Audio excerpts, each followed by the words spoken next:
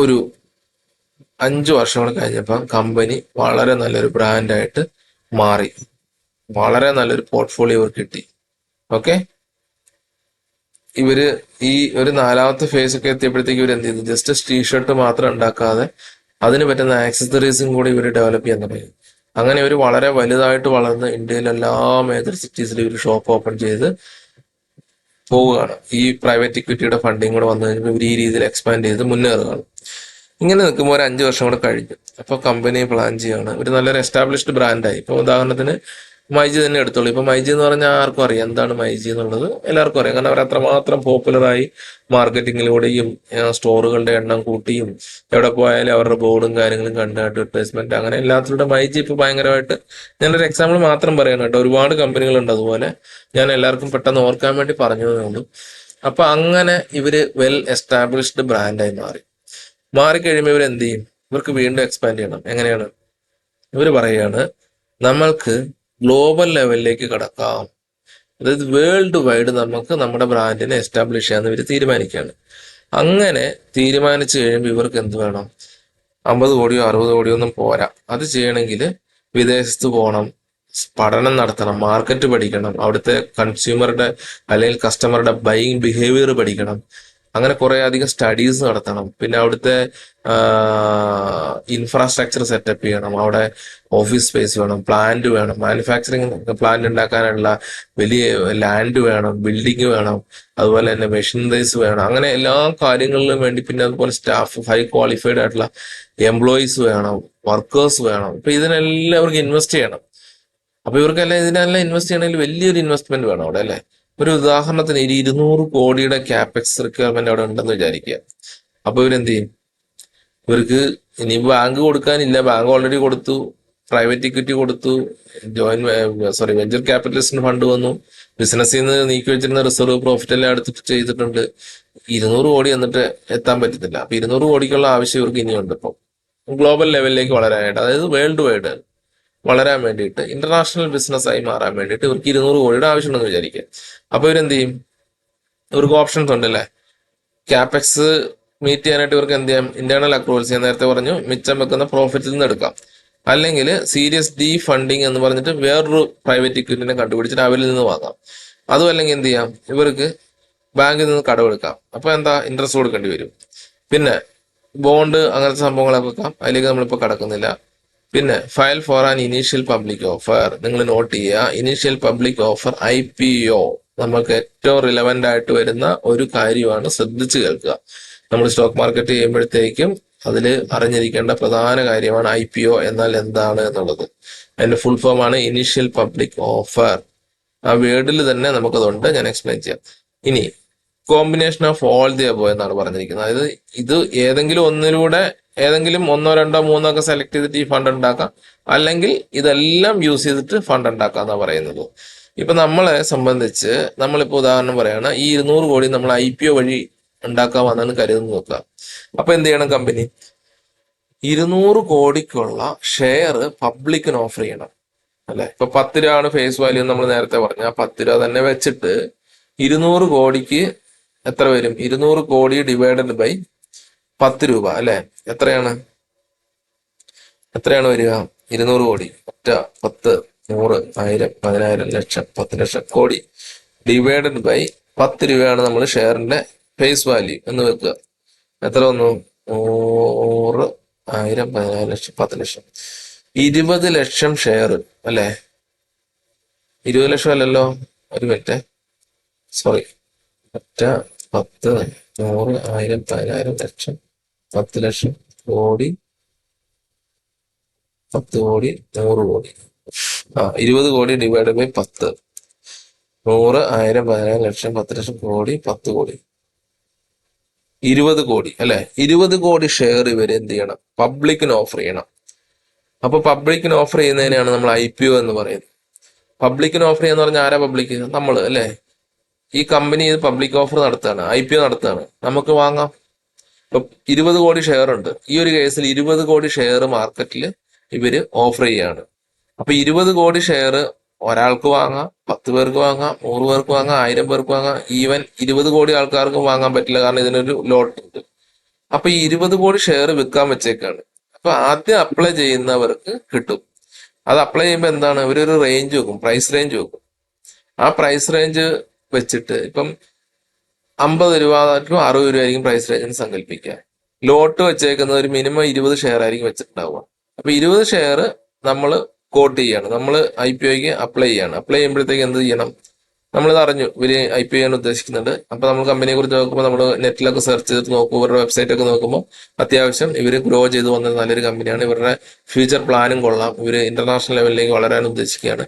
അപ്പൊ നമ്മൾ ഇൻവെസ്റ്റ് ചെയ്ത് കഴിഞ്ഞാൽ എന്തായാലും നമുക്ക് അതിന്റെ വാല്യൂ കൂടുമെന്ന് കരുതിയിട്ട് നമ്മൾ IPOയ്ക്ക് അപ്ലൈ ചെയ്യുമ്പോൾ അപ്ലൈ ചെയ്യുമ്പോഴത്തേക്ക് ഇവർ വെച്ചിരിക്കുന്ന ഈ പ്രൈസ് ബാൻഡിൽ നമുക്ക് ആ പറഞ്ഞ ക്വാണ്ടിറ്റി വാങ്ങാനുള്ള ഫണ്ട് നമ്മൾ ബ്രോക്കർ എടുത്ത് കൊടുത്തിട്ട്, അതിന് ഡിമാറ്റ് അക്കൗണ്ട് വേണം കേട്ടോ, ട്രേഡിംഗ് ആൻഡ് ഡിമാറ്റ് അക്കൗണ്ട് വേണം. അപ്പൊ നമ്മൾ ബ്രോക്കർ അക്കൗണ്ട് ഇട്ട് വെച്ചിട്ട് നമ്മൾ ഈ IPO അപ്ലൈ ചെയ്യുമ്പോഴത്തേക്കും നമ്മുടെ പ്രൈസ് ബാൻഡ് നമ്മൾ കൂടിയ പ്രൈസാണ് കോട്ട് ചെയ്തിരിക്കുന്നതെങ്കിൽ നമ്മൾക്ക് ഈ ഷെയർ കിട്ടും. ഫസ്റ്റ് കം ഫസ്റ്റ് സെർവ്, അതാണ് ഇതിന്റെ കണക്ക്. ആദ്യം വന്ന് പോകുന്നവർക്കാണ് ഇത് കൊടുക്കുക. അപ്പം ഓവർ സബ്സ്ക്രിപ്ഷൻ വന്നു കഴിഞ്ഞാൽ എന്താണ് ഓവർ സബ്സ്ക്രിപ്ഷൻ എന്ന് പറയുന്നത്, ഇവർ 20 കോടിയെ വെച്ചിട്ടുള്ളൂ, പക്ഷെ അതിലും കൂടുതൽ അപേക്ഷ വന്നു, എന്ത് ചെയ്യും, കൊടുക്കാൻ പറ്റില്ല അല്ലെ. അപ്പൊ ആ ലാസ്റ്റ് വന്നവരുടെ തട്ടിക്കളയും. ഇനി അണ്ടർ സബ്സ്ക്രിപ്ഷൻ എന്ന് പറഞ്ഞാൽ എന്താണ്, 200 കോടിയുടെ ഷെയർ വിൽക്കാൻ വെച്ചിട്ട് കമ്പനിയുടെ ഗ്രോത്തിനെ കുറിച്ച് ആൾക്കാർക്ക് വലിയ ബോധമൊന്നുമില്ല, ആർക്കും വലിയ താല്പര്യമില്ല, ഇനി ഇതിന്റെ ഫ്യൂച്ചറിനെ കുറിച്ച് വലിയ പ്രതീക്ഷയില്ല എങ്കിൽ എന്ത് ചെയ്യും, ഒരു ഒരു ഒരു ഒരു എന്താ പറയുക, ഒരു 150 കോടിയുടെ ഷെയർ വിറ്റു എന്ന് വിചാരിക്കുക IPO വഴി. അപ്പോൾ അണ്ടർ സബ്സ്ക്രിപ്ഷൻ ആയിപ്പോയി അല്ലെ. അപ്പൊ തന്നെ നമുക്കറിയാം ആ കമ്പനിയുടെ ഗ്രോത്തിൽ ആൾക്കാർക്ക് അത്ര ട്രസ്റ്റ് ഇല്ല എന്ന്. അപ്പൊ അങ്ങനത്തെ ഒരു കമ്പനിയുടെ ഷെയർ മാർക്കറ്റിൽ വന്നു കഴിഞ്ഞാൽ വലിയ ഡിമാൻഡ് ഉണ്ടാവില്ല. പക്ഷെ ചിലര് ഈ കമ്പനി ഇപ്പൊ സൊമാറ്റോ ഒക്കെ ഇതുപോലെ IPO വന്ന സമയത്ത് ഓവർ സബ്സ്ക്രിപ്ഷൻ ആയിരുന്നു അല്ലെ, അതായത് കിട്ടാനില്ലായിരുന്നു ആൾക്കാർക്ക്, അപേക്ഷിച്ച് പലർക്കും കിട്ടാതെ പോയി. അപ്പൊ അതിലേക്ക് നമുക്ക് പിന്നെ വരാം. അപ്പൊ ഇപ്പൊ നമ്മൾ പറഞ്ഞു 200 കോടി ഷെയർ അങ്ങനെ ഇവർ IPO ചെയ്യാൻ തീരുമാനിക്കുകയാണ്. IPO ചെയ്യുമ്പം ഈ പറയുന്ന സെബിയുടെ നിർദ്ദേശങ്ങൾ അനുസരിച്ച് ഇവർക്ക് ഈ പറയുന്ന രീതിയിൽ IPO ചെയ്യാം. അതിന് ഫോർമാലിറ്റീസ് ഉണ്ട്, അതിന് കുറെ സ്റ്റെപ്പുകളുണ്ട്, അതിലേക്കൊന്നും നമ്മൾ ഡീറ്റെയിൽ ആയിട്ട് പോകേണ്ട ആവശ്യമില്ല. IPO എന്താണെന്ന് മനസ്സിലാക്കുക, അതാണ് IPO ഫസ്റ്റ് സ്റ്റെപ്പാണ്. ഷെയർ മാർക്കറ്റിൽ വരുന്നതിന്റെ ഫസ്റ്റ് സ്റ്റെപ്പാണ് IPO, അത് മാത്രം അറിഞ്ഞിരിക്കുക. അപ്പൊ IPO ചെയ്തു, പബ്ലിക്കിന് ഓഫർ ചെയ്യുന്നു. ഈ പറഞ്ഞ രീതിയിൽ പബ്ലിക്കുകൾ ധാരാളം ആൾക്കാർ ഇത് കണ്ടിട്ട് അപ്ലൈ ചെയ്യുന്നു. അങ്ങനെ ഇത് ഇവര് ഈ ലിസ്റ്റ് എല്ലാം കിട്ടിയതിനു ശേഷം ഇവര് ആരാണോ കൂടുതൽ പ്രൈസ് കോട്ട് ചെയ്തിരിക്കുന്നത്, ആരൊക്കെയാണ് ആദ്യം അപ്ലൈ ചെയ്തത്, അതിനെ നോക്കിയിട്ട് ഇവർക്ക് ഷെയർ കൊടുക്കും. അപ്പൊ 200 കോടി ഷെയർ ജനങ്ങളുടെ കയ്യിലേക്ക് വന്നു. ഓക്കെ, വന്നതിന് ശേഷം ഈ ഷെയർ എന്ത് ചെയ്യും, കമ്പനി എന്ത് ചെയ്യും, ഇങ്ങനെ ഇഷ്യൂ ചെയ്യുന്ന ഷെയർ സെക്കൻഡറി മാർക്കറ്റിലേക്ക് വിടണം എന്നുണ്ട്. അതായത് IPO നടക്കുന്ന മാർക്കറ്റിനെ നമ്മൾ പ്രൈമറി മാർക്കറ്റ് എന്നാ പറയാം. അതായത് പ്രൈമറി എന്ന് പറഞ്ഞാൽ എന്താണ്, ആദ്യം അല്ലെ, പ്രൈമറി മാർക്കറ്റിലേക്കാണ് IPO നടക്കുന്നത്. അതായത് ആദ്യമായിട്ടാണ് പബ്ലിക്കിലേക്ക് ഈ ഷെയർ വരുന്നത്. അതുകൊണ്ടാണ് പ്രൈമറി മാർക്കറ്റ് എന്ന് നമ്മൾ അതിനെ പറയുന്നത്. അപ്പൊ പ്രൈമറി മാർക്കറ്റിലേക്ക് നമ്മൾ ആദ്യമായിട്ട് IPO ചെയ്തു, ഇനീഷ്യൽ പബ്ലിക് ഓഫർ ചെയ്തു. ഇനീഷ്യൽ ആദ്യം അല്ലെ, അതിന്റെ അർത്ഥം തന്നെ അതാണല്ലോ, പബ്ലിക് ഓഫർ, പബ്ലിക്കിന് ഓഫർ ചെയ്തു അല്ലെ. ആദ്യമായിട്ട് പബ്ലിക്കിന് ഓഫർ ചെയ്ത സമ്പ്രദായമാണ് ഈ പറയുന്ന IPO. അത് നടക്കുമ്പം അത് പ്രൈമറി മാർക്കറ്റിലാണ്. അത് സ്റ്റോക്ക് എക്സ്ചേഞ്ചിൽ നമുക്ക് ഡെയിലി ചെയ്യുന്ന പോലെ ചാർട്ടോ കാര്യങ്ങളൊന്നും കാണാൻ പറ്റില്ല. ഇത് നോട്ടിഫിക്കേഷനിലൂടെയും ബ്രോക്കറുടെ സൈറ്റിലൂടെയൊക്കെ നമുക്ക് ഇങ്ങനെ ഒരുപാട് ഷെയറുകൾ ഇങ്ങനെ IPOയ്ക്ക് വെച്ചിരിക്കുന്നത് കാണാൻ പറ്റും. നമുക്ക് അതിന്റെ അപ്ലൈ ചെയ്യുന്ന ഡേറ്റ് ഒക്കെ നോക്കിയിട്ട് നമുക്കത് അപ്ലൈ ചെയ്തിടാവുന്നതാണ്. അതിന്റെ ഫണ്ടും കാര്യങ്ങളും കാൽക്കുലേറ്റ് ചെയ്ത് നോക്കിയിട്ട് നമ്മൾ അപ്ലൈ ചെയ്തിടാവുന്നതാണ്. നമുക്ക് കിട്ടും, ആദ്യം അപ്ലൈ ചെയ്യുമ്പോഴത്തേക്ക് നമുക്ക് കിട്ടേണ്ടതാണ്. ഓക്കെ, ഓവർ സബ്സ്ക്രിപ്ഷൻ വന്നാൽ മാത്രമാണ് കിട്ടാതെ പോവുക, അല്ലാതെ വരുന്ന കേസിലല്ല നമുക്ക് അപ്ലൈ ചെയ്യുന്ന IPO കിട്ടും.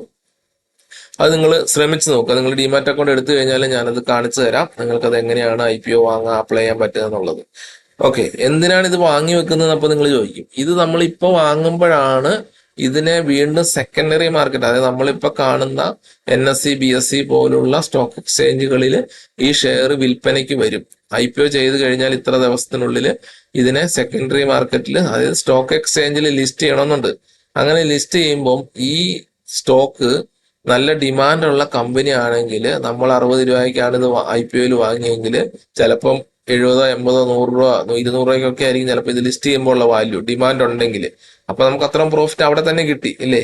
ഇനി അഥവാ ഡിമാൻഡ് ഇല്ലാത്ത സ്റ്റോക്കാണ് നമ്മൾ വാങ്ങിച്ചും പോയി എന്ത് ചെയ്യുമെന്ന് ആലോചിക്കേണ്ട. കാരണം അത് ലിസ്റ്റ് ചെയ്യുമ്പോഴത്തേക്കും ചിലപ്പോൾ വാല്യൂ കുറയും. 60 രൂപയ്ക്ക് മേടിച്ച സാധനം ചിലപ്പോൾ 20 രൂപ, 30 രൂപ, 40 രൂപയ്ക്ക് ഉണ്ടാവുള്ളൂ. അപ്പൊ നമ്മൾ എന്ത് ചെയ്യും, നമ്മൾ നഷ്ടം സഹിക്കണം. അപ്പോഴും നഷ്ടം എവിടെയാ, നമ്മൾ ബുക്ക് ചെയ്താൽ മാത്രമേ നഷ്ടമുള്ളൂ. നമുക്കത് ഹോൾഡ് ചെയ്യാം. ഹോൾഡ് ചെയ്തിട്ട് നമ്മൾക്ക് അത് വില എന്തെങ്കിലും കൂടി വരുന്നുണ്ടോ അപ്പൊ കൊടുക്കാം.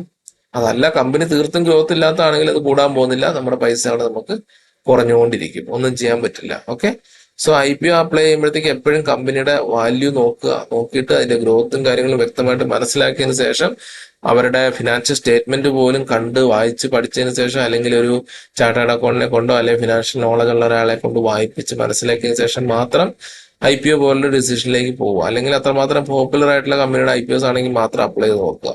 ഓക്കെ, അതല്ല എങ്കിൽ ആ IPO ചെയ്ത് കഴിഞ്ഞ് അത് വീണ്ടും നമ്മുടെ സ്റ്റോക്ക് എക്സ്ചേഞ്ചിൽ വരുന്ന സമയത്ത് നമുക്ക് വാങ്ങാന്നേ. അപ്പോഴും നമുക്ക് വാങ്ങാൻ കിട്ടുമല്ലോ. അപ്പൊ നമുക്ക് വാങ്ങാം, ഇൻട്രാഡേ ട്രേഡിങ് അതിന് ചെയ്യാം, ഓപ്ഷൻസ് ഉണ്ടെങ്കിൽ ഓപ്ഷൻസ് ചെയ്യാം, ഒക്കെ ചെയ്യാം. ഓക്കെ, അത് വേറെ കാര്യം. അപ്പൊ IPO എന്താണെന്ന് എല്ലാവർക്കും മനസ്സിലായെന്ന് വിചാരിക്കുന്നു. ഒരു കമ്പനി അവരുടെ ഷെയർ, അത് ഇതാണ് ഞാൻ പറഞ്ഞത് ഒറിജിൻ ഓഫ് ബിസിനസ്. ആ ബിസിനസിന്റെ സ്റ്റേജസ് നിങ്ങൾ ശ്രദ്ധിച്ചില്ലേ? അങ്ങനെ വന്ന ആ സ്റ്റേജസ് നിങ്ങളുടെ മനസ്സിലുണ്ടാവണം. ഞാൻ ആ പറഞ്ഞത് കഥ പോലെ നിങ്ങളുടെ മനസ്സിലുണ്ടാവണം. അപ്പൊ ഏത് സ്റ്റേജിൽ എത്തിയപ്പോഴാണ് ആ കമ്പനി IPOയ്ക്ക് വേണ്ടി തയ്യാറായത്, IPO ചെയ്തത് എന്തിനാണ്, IPO ചെയ്തപ്പോൾ അതുവഴി കിട്ടിയത് എത്ര രൂപ കിട്ടിയോ, അത് അതിന്റെ ഓണേഴ്സ് ആരൊക്കെയാണ്, ഓണേഴ്സ് ആരാ? ഇപ്പം ആ 200 കോടിക്ക് ഓണേഴ്സ് ആരാ? പബ്ലിക് അല്ലേ. ബാക്കിയുള്ള ഫണ്ടിന് പ്രൊമോട്ടറും ഏഞ്ചൽ ഇൻവെസ്റ്റേഴ്സും വെഞ്ചർ ക്യാപിറ്റലിസ്റ്റും പ്രൈവറ്റ് ഇക്വിറ്റി ബാങ്കും ഒക്കെ ഉണ്ട്. പക്ഷെ ഈ 200 കോടിയുടെ ഓണേഴ്സ് ആരാ? ഡിഫറെന്റ് ഇൻഡിവിജ്വൽ പീപ്പിൾസ് ആണല്ലേ. അല്ലെങ്കിൽ കുറച്ച് കമ്പനികൾ വേറെ അവർ ഇൻവെസ്റ്റ് ചെയ്യും. ചിലപ്പം ഗവൺമെന്റ് തന്നെ ചിലപ്പോൾ അതിലേക്ക് ഷെയറുകൾ വാങ്ങിയിട്ട് IPO വെക്കുമ്പോൾ ഷെയറുകൾ വാങ്ങി അതിലേക്ക് പങ്കാളികളാകാറുണ്ട് അല്ലേ. അപ്പം ഇങ്ങനെ IPO ചെയ്തിട്ടാണ് ഷെയർ മാർക്കറ്റിലേക്ക് വരുന്നത്, പ്രൈമറി മാർക്കറ്റിലേക്ക് വരുന്നത്. ഈ പ്രൈമറി മാർക്കറ്റിൽ ഇങ്ങനെ ആൾക്കാർ വാങ്ങിക്കഴിഞ്ഞാൽ ഈ ഷെയർ ഉറപ്പായിട്ടും ആ കമ്പനി സ്റ്റോക്ക് എക്സ്ചേഞ്ചിൽ ലിസ്റ്റ് ചെയ്തിരിക്കണം, മസ്റ്റാണ്. അല്ലാതെ ഒരിക്കലും ലിസ്റ്റ് ചെയ്യാതിരിക്കാൻ പറ്റില്ല. വൺസ് IPO ഇഷ്യൂ ചെയ്ത് കഴിഞ്ഞാൽ പബ്ലിക് ഷെയർ വാങ്ങിക്കഴിഞ്ഞാൽ അവര് ആ ഷെയറുകൾ സ്റ്റോക്ക് എക്സ്ചേഞ്ചിൽ ലിസ്റ്റ് ചെയ്യണം. ബാക്കിയുള്ള അപ്പോഴാണ് എന്ത് സംഭവിക്കുക, ഈ ഷെയർ IPO വഴി വാങ്ങി വെച്ചിരിക്കുന്ന ആൾക്ക് വേണമെങ്കിൽ വിൽക്കാനോ ഒക്കെ ഉള്ള സാഹചര്യം അപ്പോൾ മാത്രമാണ് കിട്ടുക. അപ്പൊ സ്റ്റോക്ക് എക്സ്ചേഞ്ചിൽ ഇത് ലിസ്റ്റ് ചെയ്യാന്നുള്ളത് മാൻഡേറ്ററി ആയിട്ടുള്ള കാര്യമാണ് കേട്ടോ IPO കഴിഞ്ഞാൽ. ഓക്കെ, നമ്മളിപ്പോ പഠിച്ചത് IPO പറഞ്ഞു. അതിനുശേഷം എന്താണ് അടുത്ത പോയിന്റ് നോക്കട്ടെ. ഓക്കെ, അഡ്വാൻറ്റേജസ് നോക്കിയോളൂ IPOന്റെ. എന്താണ്? ക്യാപെക്സ് റിക്വയർമെന്റ്, അതായത് വലിയ തോതിലുള്ള ക്യാപെക്സ് റിക്വയർമെന്റിന് വേണ്ടിയുള്ള ഫണ്ട് റേസ് ചെയ്യാനായിട്ടാണ് മെയിൻ ആയിട്ട് IPO ചെയ്യുന്നത്. എന്താണ് ഇവിടുത്തെ ക്യാപെക്സ് റിക്വയർമെന്റ് വലിയ തോതിൽ വന്നത്? ഇന്റർനാഷണൽ ലെവലിലേക്ക് ബിസിനസിനെ എക്സ്പാൻഡ് ചെയ്യാനായിട്ട് 200 കോടി രൂപ വേണം എന്നുള്ളതാണ്. അപ്പൊ അതിന് വേണ്ടിയിട്ട് ഫണ്ട് റേസ് ചെയ്യാൻ അതിനെ ഹെൽപ്പ് ചെയ്താണ് IPO. അപ്പൊ IPOയുടെ ഫസ്റ്റ് അഡ്വാൻറ്റേജ് അതാണ്. ഇനി സെക്കൻഡ് അഡ്വാൻറ്റേജ് എന്താണ്? ബാങ്കിനെ സമീപിച്ച് കടമെടുത്ത് ഇൻട്രസ്റ്റ് കൊടുക്കുന്നത് പോലെയുള്ള പരിപാടി ഒഴിവാക്കാൻ പറ്റും. ഓക്കെ, ബാങ്കിന് ഇൻട്രസ്റ്റ് കൊടുക്കണം കടം എടുത്തു കഴിഞ്ഞാൽ, ഇതാകുമ്പോൾ അതൊന്നും വേണ്ട. ഓക്കെ, പിന്നെ റിസ്ക്, ഇപ്പൊ ബാങ്കോ അല്ലെങ്കിൽ ഒരു പ്രൈവറ്റ് ഇക്വിറ്റി ഒരു വെഞ്ചർ ക്യാപിറ്റലിസ്റ്റോ ഫണ്ട് തന്നു കഴിഞ്ഞാൽ റിസ്ക് അവരിലേക്ക് മാത്രമായിരിക്കും നിൽക്കുക. അപ്പൊ ഈ കമ്പനിയെ സംബന്ധിച്ച് ഇവർക്ക് റിസ്ക് ഇങ്ങനെ സ്പ്രെഡ് ചെയ്ത് കൊടുക്കാനാണ് താല്പര്യം നോക്കുക. ഒരാൾ തന്നെ ബേർഡൻ സഹിക്കേണ്ട. ഇപ്പം ലോട്ടറിയുടെ കേസ് എക്സാമ്പിൾ ആയിട്ട് എടുക്കാം. ഇപ്പം കോടിക്കണക്കിന് ആളുകൾ ലോട്ടറി എടുക്കും. 10 രൂപ അല്ലെ 15 രൂപ അല്ലെ 50 രൂപ അല്ലെ 100 രൂപ കൊടുത്തിട്ട് എടുക്കും. എന്നിട്ട് ഇതിന്റെ എല്ലാം തുക കൂട്ടിയിട്ട് ഒരു സമ്മാന തുകയാണ് വിന്നർക്ക് കിട്ടുന്നത് അല്ലെ. അപ്പം ഞാനൊരു ലോട്ടറി 50 രൂപ കൊടുത്തെടുത്തു, നിങ്ങളൊരാളൊരു 50 രൂപ കൊടുത്തെടുത്തു, അങ്ങനെ കോടിക്കണക്കിന് ആൾക്കാർ 50 രൂപ കൊടുത്തെടുക്കുന്ന ടിക്കറ്റാണ് ഒരാൾക്ക് പ്രൈസ് മണി കിട്ടുക, അല്ലെങ്കിൽ കുറച്ച് പേർക്ക് പ്രൈസ് മണി കിട്ടുക. അപ്പൊ എന്നെ സംബന്ധിച്ച് എനിക്ക് വിഷമം വരുമോ? ഇല്ല. കാരണം എന്താ, എന്റെ 50 രൂപ പോയിട്ടുള്ളൂ അല്ലേ. അപ്പൊ റിസ്ക് അവിടെ സ്പ്രെഡായി. അതേസമയം ഞാൻ 1 കോടി രൂപ കൊടുത്തൊരു ലോട്ടറി എടുത്തു, നിങ്ങളിൽ ഒരാൾക്ക് അത് അടിച്ചു, എനിക്ക് നല്ല വിഷമം വരും. കാരണം എന്റെ 1 കോടി രൂപ പോയി നിങ്ങൾക്ക് 1 കോടി കിട്ടി. അപ്പൊ അവിടെ റിസ്ക് സ്പ്രെഡ് ആയില്ല, ഇവിടെ റിസ്ക് സ്പ്രെഡ് ആയി അല്ലെ. ഈ റിസ്ക് സ്പ്രെഡ് ചെയ്യുന്നതാണ് ഇതിന്റെ മറ്റൊരു അഡ്വാൻറ്റേജ്. ഓക്കെ, ഇനി വേറെയും ചില ഗുണങ്ങളുണ്ട് IPO ചെയ്യുന്ന വഴി. കമ്പനിക്ക് കിട്ടുന്ന ഗുണങ്ങൾ ഞാൻ പറഞ്ഞുതരാം. അതായത് ഒരു കമ്പനി IPO ചെയ്തു എന്ന് വെക്കുകയാണെങ്കിൽ ഇതിൽ ആദ്യം ഇൻവെസ്റ്റ് ചെയ്ത ആൾക്കാരുണ്ടല്ലോ, ഈ ഏഞ്ചൽ ഇൻവെസ്റ്റേഴ്സ് ഉണ്ട്, വെഞ്ചർ ക്യാപിറ്റലിസ്റ്റ് ഉണ്ട്, ഇവർക്കൊക്കെ ഓൾറെഡി നമ്മൾ ഓഹരി കൊടുത്തു എന്ന് പറഞ്ഞല്ലോ. അവർ ഇൻവെസ്റ്റ് ചെയ്ത എമൗണ്ടിന് ആനുപാതികമായിട്ട് അവർക്ക് ഓഹരി കൊടുത്തിട്ടുണ്ട്, ഷെയർസ് കൊടുത്തിട്ടുണ്ട്. അപ്പൊ ഈ ഷെയറുകളൊക്കെ ഇവർക്ക് കൈവശം വെക്കുന്നതിനോട് വലിയ താല്പര്യമില്ല. ഇവർക്ക് അതിൽ നിന്ന് എക്സിറ്റ് അടിക്കണം, ഇനി വേറെ ഏതെങ്കിലും കമ്പനിയിൽ ഇൻവെസ്റ്റ് ചെയ്യണം, അല്ലെങ്കിൽ ഇത് വേണ്ട എന്ന് തോന്നുകയാണ്. അവർക്ക് ആ ഷെയർ വിൽക്കാനുള്ള അവസരം ഇതുവഴി കിട്ടും അല്ലെ. ഈ IPO കഴിഞ്ഞ് ഇതിനെ സ്റ്റോക്ക് എക്സ്ചേഞ്ചിൽ ലിസ്റ്റ് ചെയ്ത് കഴിയുമ്പോഴത്തേക്കും അവരുടെ കയ്യിലുള്ള ഷെയറുകൾ ഇവർക്ക് വിൽക്കാം. ഓക്കെ, അപ്പൊ അതൊരു അഡ്വാൻറ്റേജ് ഇവർക്ക് കിട്ടുന്നുണ്ട്. ഇനി ഈ കമ്പനി റിവാർഡായിട്ട് കൊടുക്കാറുണ്ട് ഷെയറുകൾ. അതായത് ഇപ്പൊ എന്ത് ചെയ്യാം, ഈ റിവാർഡായിട്ട് കൊടുക്കുന്ന ഷെയറുകൾ ഈ എംപ്ലോയീസിന് വിറ്റുമാറാം. ഉദാഹരണത്തിന് ഞാൻ പറയാം, ഈ IPO നടക്കുന്നതിന് മുമ്പ് ഈ കമ്പനി ഇവരുടെ നല്ല എംപ്ലോയീസിന് ഇവർക്ക് ചിലപ്പം ഷെയർസുകൾ, കമ്പനിയുടെ ഓഹരി പങ്കാളിത്തം കൊടുത്തിട്ടുണ്ടാവും ഷെയറിന്റെ രൂപത്തിൽ. അപ്പൊ ഈ ഷെയർ ഇത് വാങ്ങി വെച്ചേക്കാണ്, പൈസയല്ല ഷെയറാണ് കൊടുത്തിരിക്കുക. അതിന് ചിലപ്പോൾ ഡിവിഡൻറ്റും മറ്റു കാര്യങ്ങളൊക്കെ ആ എംപ്ലോയിക്ക് കിട്ടുന്നുണ്ടാവാം, എംപ്ലോയീസിന് കിട്ടുന്നുണ്ടാവും. പക്ഷെ ഷെയർ സർട്ടിഫിക്കറ്റ്, ഷെയർ ഇവരുടെ കയ്യിലിരിക്കുകയാണ്, അതിന് വാല്യൂ ഇല്ല, വാല്യൂ ആയിട്ടില്ല, മണിയല്ല, ഷെയർ സർട്ടിഫിക്കറ്റ് ആണ്. ഓക്കെ, ഇവർക്ക് എന്ത് ചെയ്യാം, IPO കഴിഞ്ഞ് സ്റ്റോക്ക് എക്സ്ചേഞ്ചിൽ ഈ സാധനം വന്നു കഴിയുമ്പോൾ ഇവർക്ക് ഈ ഷെയർ എന്ത് ചെയ്യാം, മാർക്കറ്റിൽ വിൽക്കാം.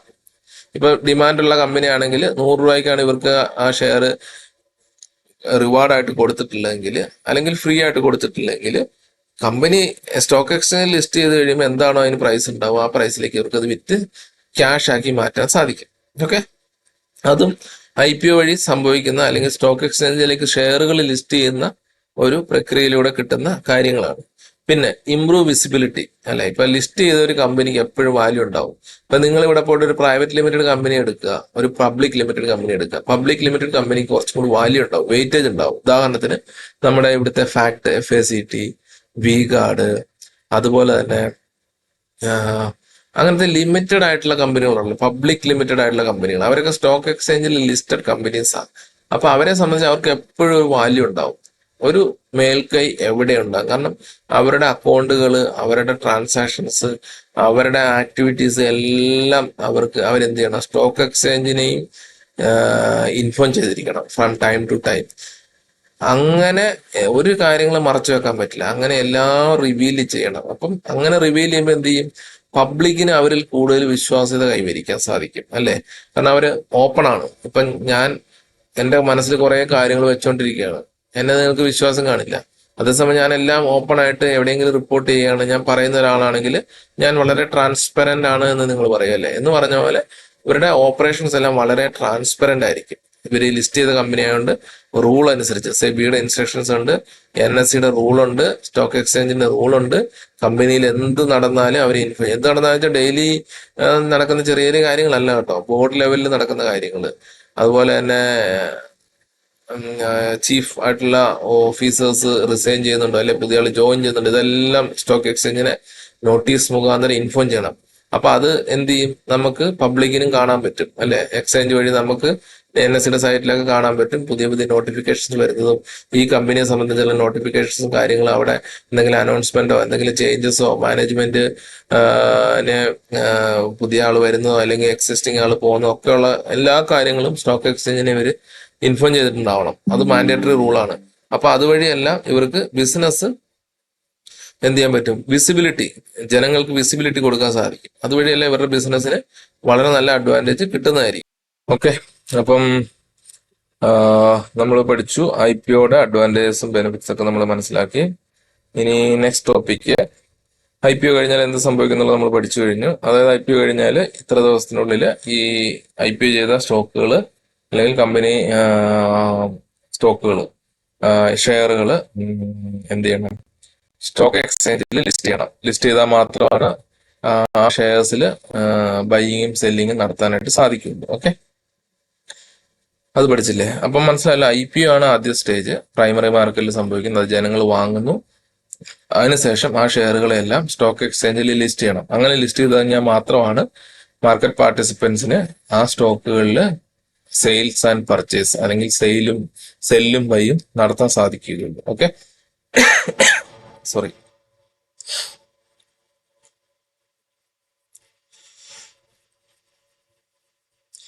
Okay, once the stock transitions from primary to secondary market, the stock gets traded daily on the stock exchange. People transact, buy or sell these listed shares regularly.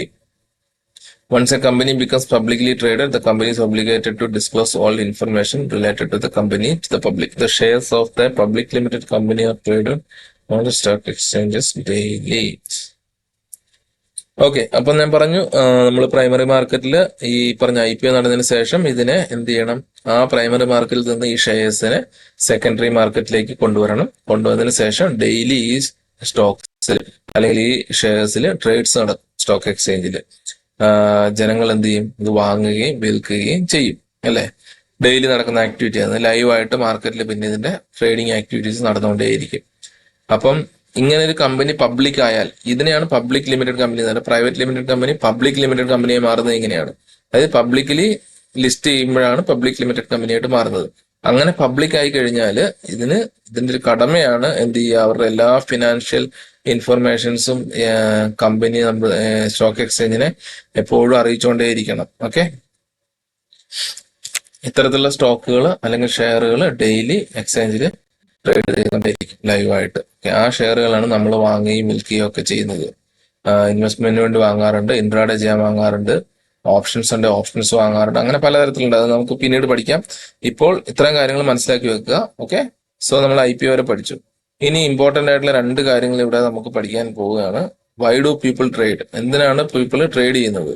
പിന്നെ why does stock price fluctuate? വളരെ important ആയിട്ടുള്ള point ആണ്. സ്റ്റോക്കിന്റെ price, stock എന്ന് പറയുന്നത് shares ആണ് കേട്ടോ. ഷെയറിന്റെ price എങ്ങനെയാണ് ഫ്ലക്ച്വേറ്റ് ആകുന്നത്, എങ്ങനെയാണ് മാറുന്നത്? ഓക്കെ, ഇപ്പൊ ഞാൻ പറഞ്ഞു നമ്മൾ ലിസ്റ്റ് ചെയ്തത് ഇപ്പൊ IPOയിൽ 50 രൂപ 60 രൂപ ബാൻഡിലാണ് നമ്മൾ വിറ്റതെന്ന് വെക്കുക. അത് സബ്സ്ക്രിപ്ഷൻ എല്ലാം കഴിഞ്ഞു, അതിനെ സ്റ്റോക്ക് എക്സ്ചേഞ്ചിലേക്ക് ലിസ്റ്റ് ചെയ്തു, സെക്കൻഡറി മാർക്കറ്റിലേക്ക് ലിസ്റ്റ് ചെയ്തു. ലിസ്റ്റ് ചെയ്യാൻ നേരത്തെ ഈ കമ്പനി ഭയങ്കര ഡിമാൻഡുള്ള കമ്പനി ആണെങ്കിൽ എന്ത് സംഭവിക്കും? 60 രൂപ എന്നുള്ള സാധനത്തിന് 100 രൂപ എന്ന് സങ്കല്പിക്കുക. ഓക്കെ, 100 രൂപയായി എന്ന് വിചാരിക്കുക. അപ്പോ എന്ത് സംഭവിക്കും? ഈ 100 രൂപയ്ക്കാണോ പിന്നീട് അങ്ങോട്ട് ട്രേഡ് നടക്കുക? അല്ല, അല്ലെ? ഓൾറെഡി 60 രൂപ ഉണ്ടായിരുന്ന സാധനം 100 രൂപയ്ക്കാണ് ലിസ്റ്റ് ചെയ്തത്. അത് ഡിമാൻഡ് കൂടിയിട്ട് കൂടുതൽ ആൾക്കാർ ഇതിന് ഹയർ പ്രൈസിന് വാങ്ങാൻ തയ്യാറായപ്പോഴത്തേക്കും അതിന് 100 രൂപയായെന്ന് വിചാരിക്കുക. അപ്പൊ 100 രൂപയായ സാധനം ഓൾറെഡി അവിടെ ഡിമാൻഡ് ഉണ്ടെന്ന് മനസ്സിലായി അല്ലെ? ഡിമാൻഡ് ഉള്ളപ്പോഴാണല്ലോ പ്രൈസ് കൂടുക അല്ലെ? പ്രൈസ് കൂടുന്ന എപ്പോഴാ? ഡിമാൻഡ് കൂടുമ്പോൾ. പ്രൈസ് കുറയുന്നത് എപ്പോഴാ? സപ്ലൈ കൂടുമ്പോൾ അല്ലെ? അത് നമ്മൾ എക്കണോമിക്സിൽ പഠിച്ചിട്ടുണ്ടല്ലോ. ഡിമാൻഡ് കൂടുമ്പോൾ പ്രൈസ് കൂടും, ഡിമാൻഡ് കുറയുമ്പോൾ പ്രൈസ് കുറയും, സപ്ലൈ കൂടുമ്പോഴും പ്രൈസ് കുറയും, സപ്ലൈ കുറയുമ്പോൾ പ്രൈസ് കൂടും അല്ലെ? ഇതെല്ലാം നമ്മൾ പഠിച്ചിരിക്കുന്നത്. ഇത് ബേസിക് ആണ്. ഇത് അറിയാത്തവരുണ്ടെങ്കിൽ കമന്റ് ചെയ്യുക, ഗ്രൂപ്പിൽ സംശയം ചോദിക്കുക. ഡിമാൻഡ് ആൻഡ് സപ്ലൈയുടെ ഒരു ടിപ്സും അല്ലെങ്കിൽ അതിന്റെ സിമ്പിൾ ആയിട്ടുള്ള ഒരു എക്സ്പ്ലനേഷൻ ഞാൻ പറഞ്ഞു തരുന്നതായിരിക്കും. ഓക്കെ, സോ ഡിമാൻഡ് ഉണ്ടെന്ന് നമുക്ക് മനസ്സിലായി. അങ്ങനെയാണ് 60 രൂപയുടെ സ്റ്റോക്ക് 100 രൂപയായി മാറിയത്.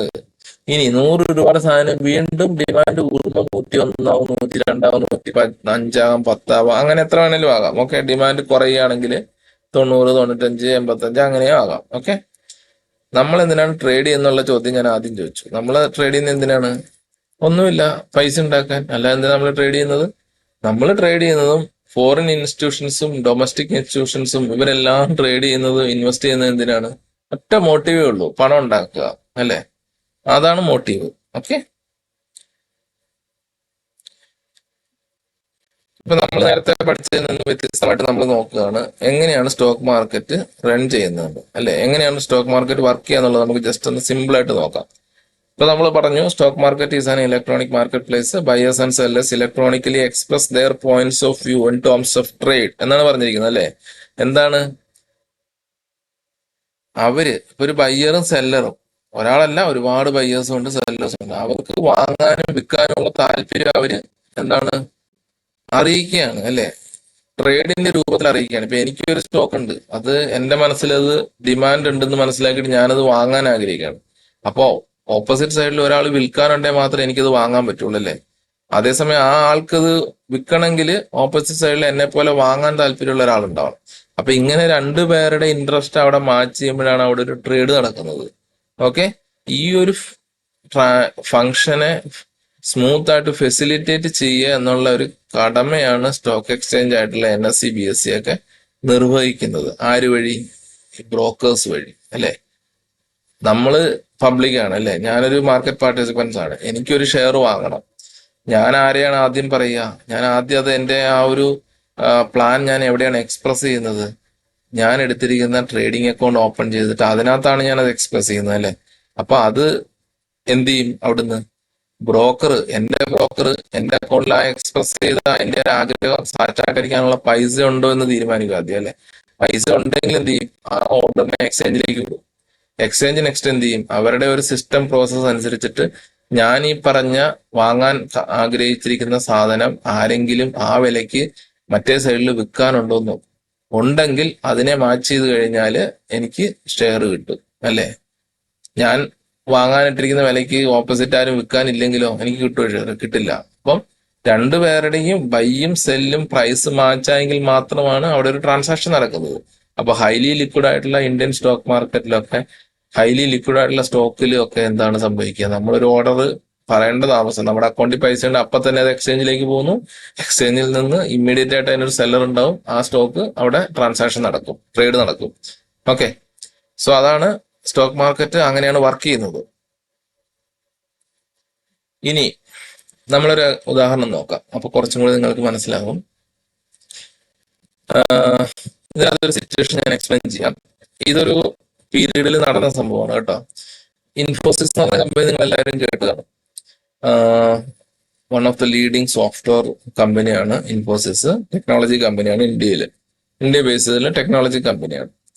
അപ്പോൾ ഒരു സമയത്ത് ഇൻഫോസിസിൽ ഒരു മാനേജ്മെന്റ് സക്സഷൻ ഇഷ്യൂ വന്നു. അതായത് സീനിയർ ആയിട്ടുള്ള എക്സിക്യൂട്ടീവ്സ് ഒക്കെ, സീനിയർ ലെവലിലുള്ള എക്സിക്യൂട്ടീവ്സ് ഒക്കെ എന്ത് ചെയ്യാണ്, റിസൈൻ ചെയ്ത് പോകാനായിട്ട് തീരുമാനിച്ചു, പോവുകയാണ്. അതൊരു വലിയ ക്രൈസിസ് ആണല്ലേ, വലിയൊരു കമ്പനിയെ സംബന്ധിച്ച്. സീനിയർ ലെവലിൽ, അതായത് ടോപ്പ് ലെവലിൽ ഇരിക്കുന്ന എംപ്ലോയീസ്, എക്സിക്യൂട്ടീവ്സ്, അതായത് CEO, CFO അങ്ങനെയുള്ള ആൾക്കാരൊക്കെ റിസൈൻ ചെയ്ത് പോകാൻ തീരുമാനിച്ചു. ഓക്കെ, അതിന്റെ റീസൺ ഒക്കെ അവിടെ നിൽക്കട്ടെ, റിസൈൻ ചെയ്യാൻ തീരുമാനിച്ചു. അപ്പം കമ്പനിയെ സംബന്ധിച്ച് അവരുടെ റെപ്യൂട്ടേഷനെ ഇത് ബാധിക്കും നന്നായിട്ട്, അല്ലെ? നല്ലൊരു ലീഡിങ് കമ്പനിയിൽ എന്തുകൊണ്ടാണ് ഇങ്ങനെ ഇവര് വിട്ടുപോകുന്നത് നമ്മൾ ചിന്തിക്കും, അല്ലെ? അപ്പം എന്ത് ചെയ്യും, ഈ ഷെയർ സ്റ്റോക്ക് മാർക്കറ്റിലുണ്ടല്ലേ, ഡെയിലി ഇതിനകത്ത് സെയിൽസ് നടക്കുന്ന, സെല്ലിങ്ങും ബൈയിങ്ങും നടക്കുന്ന, ട്രാൻസാക്ഷൻ നടക്കുന്ന, ട്രേഡ്സ് നടക്കുന്ന ഒരു ഹൈലി ലിക്വിഡ് ആയിട്ടുള്ള സ്റ്റോക്കാണ് ഇൻഫോസിസ്. അപ്പൊ ഇങ്ങനെ ഒരു ന്യൂസ് മാർക്കറ്റിൽ സ്പ്രെഡ് ആയി കഴിഞ്ഞാൽ നമ്മൾ എന്ത് ചെയ്യും? ഇപ്പൊ നമ്മൾ 2 ട്രേഡർ ഉണ്ടെന്ന് വിചാരിക്കുക, A and B. എ എന്ന് പറയുന്ന ആള് എന്ത് വിചാരിക്കും? ഓക്കെ, ഇത്ര വലിയൊരു കമ്പനിയിൽ ഇങ്ങനത്തെ ഒരു ഇഷ്യൂ വന്നു, അത് കമ്പനി നെഗറ്റീവായിട്ട് ബാധിക്കും, കമ്പനിയുടെ ബിസിനസിനെ അത് ബാധിക്കും, കമ്പനിയുടെ ഗ്രോത്തിനെ അത് ബാധിക്കും. അതുകൊണ്ട് എന്ത് ചെയ്യാം, ബി തീരുമാനിക്കുകയാണ്, അല്ലെ? ബി അല്ലേ ഇവിടെ ഞാൻ എക്സാമ്പിൾ പറഞ്ഞേക്കുന്നത്.